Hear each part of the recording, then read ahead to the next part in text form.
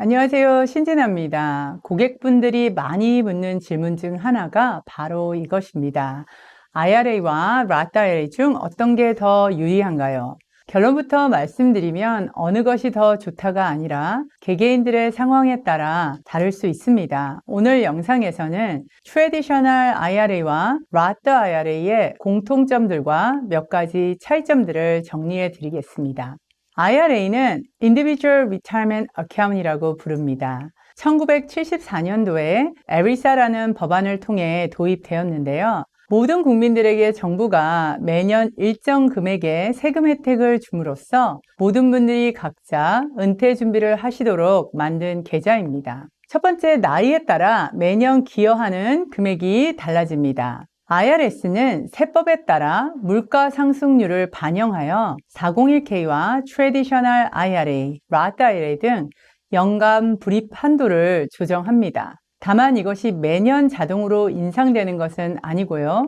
물가 상승률의 폭이 일정 기준을 넘을 때 정해진 단위로 상향 조절이 됩니다.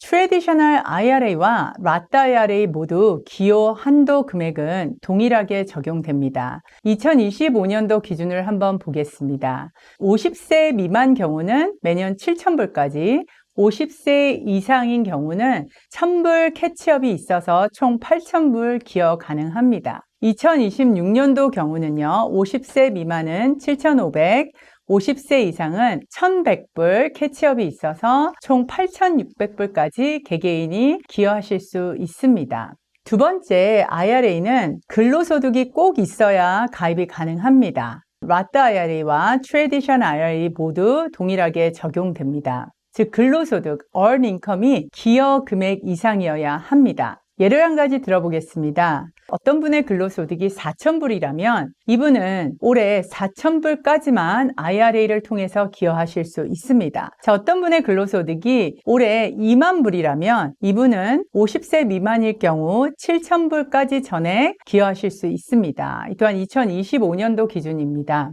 세 번째, IRA는 인출 나이 제한이 있습니다. 즉, 조기 인출 페널티라는 게 있는데요. 이 IRA는 은퇴 준비를 목적으로 만든 세금 혜택 계좌이기 때문에 지금 혜택을 드릴 테니 은퇴 때까지 건드리지 마시고 은퇴 이후에 사용하십시오라는 목적으로 만들어진 겁니다. 그래서 59세 반 전에 인출하실 시에는 조기 인출 페널티 10%의 벌금이 있습니다.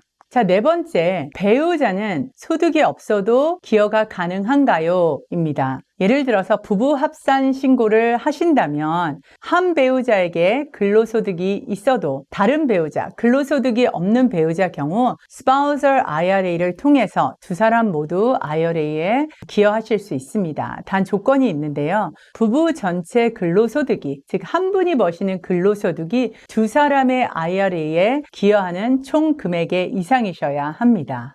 자, 이제는 차이점에 대해서 한번 이야기해 보도록 하겠습니다. Traditional IRA와 Roth IRA의 가장 큰 차이점은 단 한 가지입니다. 세금을 언제 낼 것인가입니다. Traditional IRA의 세금 구조를 한번 보면요. 지금 불입하시는 돈에 대해서 세금 공제 혜택을 드립니다. 하지만 나중에 이 돈을 인출하실 때 전액 과세 대상이 됩니다. 지금 세금을 줄이고 은퇴 이후에 세금을 낸다는 개념으로 이해하시면 됩니다. 현재 소득이 높으시고 세율이 높은 분들에게 유리합니다. 왜냐하면 당장 세금 절감 효과를 받으실 수 있기 때문입니다.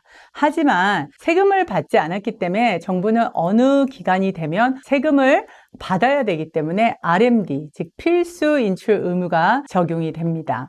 Roth IRA의 세금 구조를 보겠습니다. Roth IRA는 여러분이 세금을 낸 돈을 가지고 가입하실 수 있습니다. 처음에 가입하실 때 세금 공제 효과가 없습니다. 하지만 인출하실 때는 전액 다 비과세입니다. 장점은 투자 수익, 즉 이자까지 전액 비과세의 효과를 받으십니다. RMD의 의무가 전혀 없습니다. 그래서 굳이 필요 없으실 시에는 찾지 않으셔도 됩니다. 그래서 상속 전략에 매우 유리하고요. 앞으로 세율이 인상한다는 점을 고려했을 때 유리할 수 있습니다. 처음의 질문으로 돌아가겠습니다. Traditional IRA, Roth IRA 누구에게 유리한가요?